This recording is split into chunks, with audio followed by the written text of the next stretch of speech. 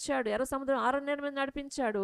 అయినా కానీ ఇక్కడ ఏం చేస్తుంది? కానీ దేవుడు అంటున్నాడు, ఐగుప్తీలకు కలుగజేసిన రోగములలో నేను నీకు ఏదియో కలగ చేయను అంటున్నాడు. ఇక్కడే యెహోవా రాఫా, నిన్ను స్వస్థపరచు యెహోవాను నేనే. మన దేవుడు ఏంటో, యెహోవాకు ఒక మంచి పేరు ఉందండి. ఆ పేరేంటి?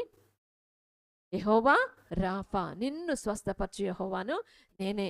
ఆత్మీయమైనటువంటి రోగం ఉందా, శారీరకమైనటువంటి రోగం ఉందా, మానసికమైనటువంటి రుగ్మతలు ఉన్నాయా, అది ఏదైనప్పటికి కూడా నిన్ను స్వస్థపరచు యెహోవాను నేనే అని దేవుడు మనతో మాట్లాడుతున్నాడు.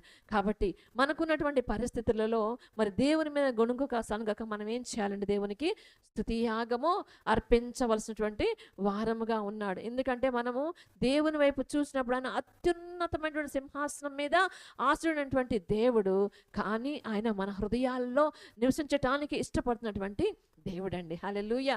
కాబట్టి మరి ఇక్కడ యెహోవా రాఫా అనేటువంటి పేరును